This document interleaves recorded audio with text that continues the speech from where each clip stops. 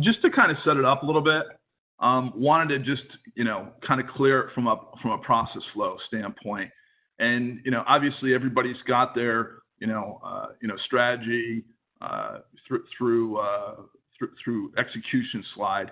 And, strategy in many instances is the easy part. It starts with the business strategy. Then you've got to create your technology strategy, how are you going to support the business? How are you going to support the organization? Obviously it turns into a people strategy, skill set. And then ultimately, to the extent that you're working with a lot of outside parties, what's your vendor strategy?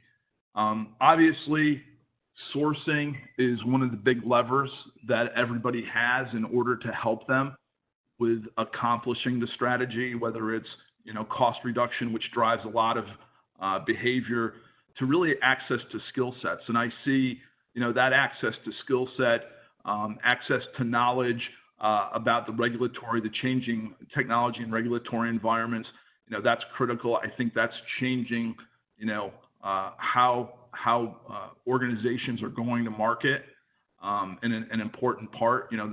That's really the next piece. And then moving from the sourcing piece into really driving the transformation, which in many instances today is a big part of what's behind this, right? How do I change my organization significantly? How do I put in a governance structure that's going to manage and oversee this over time? And then ultimately looking at really, and why it's kind of in the middle of all of this, what is that ecosystem of partners who's going to help me get there? Because most organizations, and I can say from my past experience, I could not have done it by myself. I think it's difficult. It requires a lot of breadth of knowledge, a lot of breadth of experience.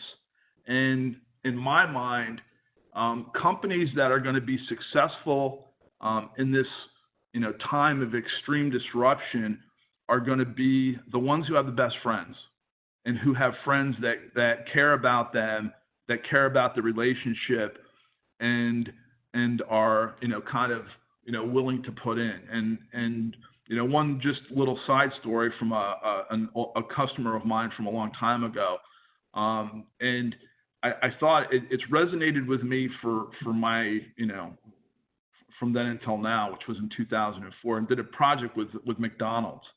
And one of the things that they were very, bullish on was, McFamily. And McFamily was their supply chain ecosystem, from the company that baked the bread to the folks that provided the patties, and Coca-Cola and everyone in between. And they were really proud of their supply chain. And if you think about today's marketplace and where things are going, that technology supply chain is critically important. And who is part of that and who is helping you, like I said, is going to be key, I think, to your success, and why I think it's important that we talk about it today. So next slide, please. So again, why an ecosystem? These are just some of the things that I think every one of us has faced or is facing.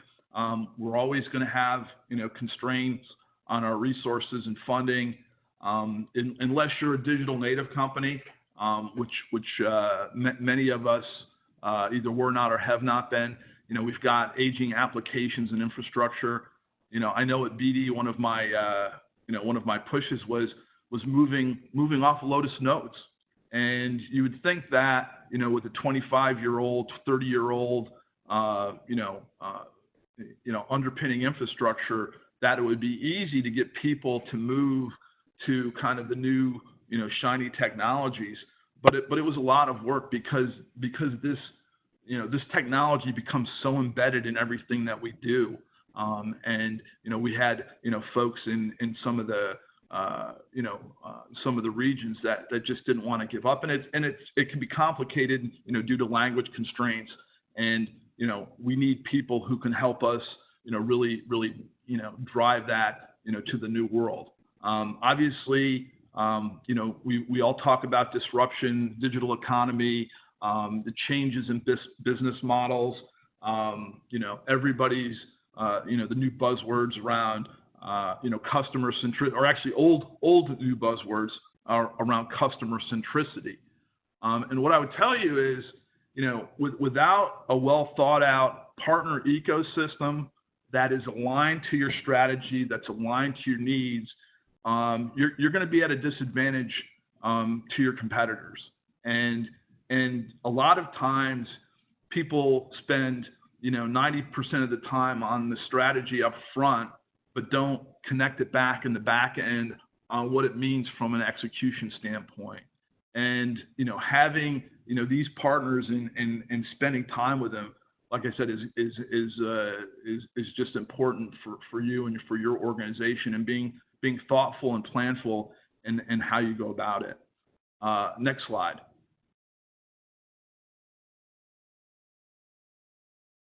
So again, here are really the pieces, and this is where I'm going to talk about, you know, each one of these. And obviously, you know, we're on the phone today with Morgan Lewis, so we're going to start in the top, you know, the top left-hand corner with law firms. You can't be successful today if you don't have a strong partnership with a, you know, a very good, great, you know, /great law firm. The world is too complex. You've got a lot of, you know, interplay between, you know, software, hardware, cloud, and obviously, you know, the outsourcing arrangement, and making sure that you have, you know, somebody on your side, in your corner, that kind of gets it, and that can be, you know, that partner and advisor on all things legal is key. I had, you know, every job I've had when I was working for a large company, you know, had, you know, strong law firms advising me, and you cannot be successful in this environment, right? And this is not just an advertisement. This is the real, right? On making sure that you're successful. Then you need some consulting partners, and this can be situational, depending on what you're doing. It's always, you know, from my strategy when I was at BD is have a big one and a boutique one, because I think you get different value from those partners. I think they bring different things to the table. Some of it can be thought leadership. Some of it can just be, you know, arms and legs to do things that you can't do with the skill sets in your organization. And again, you know, it's always good, you know, to rotate so that you're getting, you know, other thought leadership, you know, into your shop, you know, so that you're, you know, getting the latest and greatest. Then making sure that you've got, you know, a couple platform partners. You know, Microsoft, you know, again, is one that I had when I was at BD.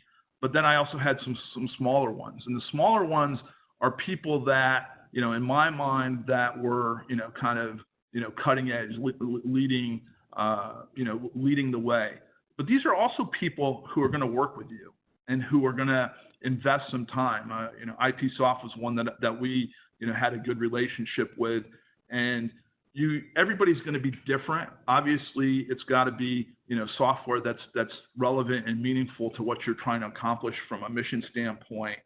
You know, but people that are going to, you know, put some sweat equity and maybe even some investment into this.